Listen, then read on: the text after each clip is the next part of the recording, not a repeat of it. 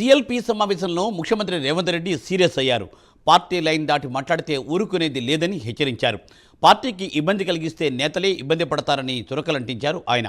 Cabinet విస్తరణ అనేది అధిష్టానం చూసుకుంటుందన్నారు రేవంత్. మంత్రి పదవులు ఆశించే వాడిని మాట్లాడితే లాభం కంటే నష్టమే ఎక్కువని అన్నారు. కొత్తగా వచ్చిన ఎమ్మెల్యేలు ప్రజా సమస్యలపై దృష్టి పెట్టాలని అన్నారు. వచ్చిన అవకాశం సద్వినియోగం చేసుకోవాలని, నిత్యం ప్రజా సమస్యలపై పనిచేయాలని సూచించారు సీఎం రేవంత్.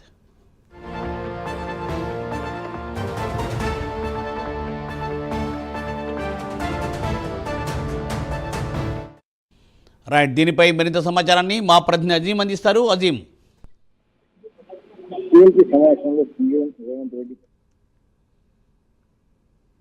కీలకమైనటువంటి వ్యాఖ్యలు చేశారు. ముఖ్యంగా ఏదైతే ఇటీవలే జరుగుతున్న పరిణామాలు ఏవైతే ఉన్నాయో, ముఖ్యంగా ఏదైతే క్యాబినెట్ విస్తరణకు సంబంధించిన అంశంపై క్యాబినెట్లో తమకు చోటు వస్తుంది, అయితే కొంచెం మంది అడ్డుకున్నారని చెప్పి ఏదైతే అటు రాజగోపాల్ రెడ్డి కావచ్చు, అలాగే ఇటు ఉమ్మడి ఆదిలాబాద్ జిల్లాలో తానే పార్టీ కోసం కష్టపడి పనిచేశాను కానీ ఒక కుటుంబంలో ముగ్గురికి టికెట్లు ఇచ్చారు, అలాగే ఇప్పుడు మంత్రి పదవి ఇవ్వడం ఏంటి నాకు ఇవ్వాలని చెప్పి ఏదైతే అటు చేసినటువంటి ప్రేమ్ సాగర్ రావు కావచ్చు, అలాగే మల్రెడ్డి రంగారెడ్డి రాజీనామా చేయడానికైనా సిద్ధం, ఏదైతే సామాజిక సమీకరణ నేపథ్యంలో మంత్రి పదవి రాని నేపథ్యంలో. సో ఈ రకంగా చూసినట్టు ఈ అందరి వ్యాఖ్యలపై సీఎం రేవంత్ రెడ్డి ఏదైతే సీరియస్గానే వారందరికీ క్లాస్ ఇచ్చినట్టు కూడా మనకు తెలుస్తుంది. ఏదైతే ఇలాంటి వ్యాఖ్యలు చేయడం వల్ల పార్టీకి నష్టం కలిగితే అది వారికి కూడా నష్టమే కలుగుతుంది.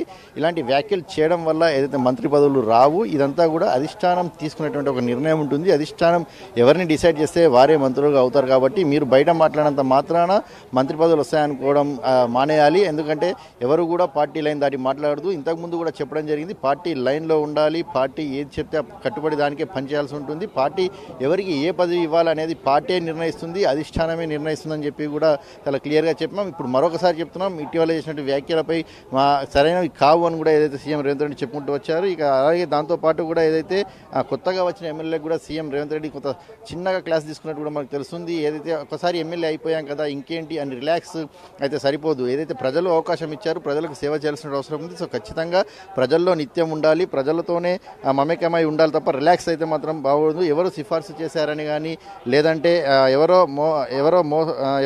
చూసి టికెట్లు ఇచ్చామని, ఎవరో మొహం చూసి టికెట్లు ఇచ్చామనుకుంటే కూడా కుదరదని చెప్పి కూడా సీఎం రేవంత్ రెడ్డి కొత్తగా వచ్చిన ఎమ్మెల్యేలకు కూడా క్లాస్ తీసుకున్నట్టు తెలుస్తుంది. ఎందుకంటే పార్టీ అనేక పథకాలను ప్రవేశపెడుతుంది. అటు ఉచిత బస్సు కానుంచి మొదలుకుంటే 200 యూనిట్ల వరకు కరెంటు కావచ్చు, అలాగే ఇటీవలే కూడా మనం చూసుకున్నట్టయితే సన్నబియ్య కార్యక్రమం కావచ్చు, రైతు రుణమాఫీ కావచ్చు, ఆత్మీయ భరోసా కావచ్చు, 500 రూపాయలు బోనస్ కావచ్చు, ఇలాంటి అనేక సంక్షేమ పథకాలు చేసుకుంటూ పార్టీ ముందుకు వెళ్తుంది. వీటన్నిటిపైన ప్రజల్లోకి పూర్తి స్థాయిలో క్షేత్రస్థాయిలో ఏదైతే పబ్లిసిటీ చేయాల్సిన అవసరం ఉంది. ఎందుకంటే పార్టీ ఏ అయితే హామీ ఇచ్చిందో అన్ని హామీలు కూడా అమలు చేస్తుందని చెప్పి ప్రజల వరకు తీసుకెళ్లగలిగితేనే భవిష్యత్తు ఉంటుంది. రానున్న ఎన్నికల్లో మరోసారి గెలిచే అవకాశం ఉంటుంది. అలా చేయని పక్షాన కొత్తగా గెలిచిన వారి ఎమ్మెల్యేలు మరొకసారి గెలిచే అవకాశం ఉండదు. కాబట్టి ఖచ్చితంగా అందరూ నియోజకవర్గాల్లో ఉండాలి.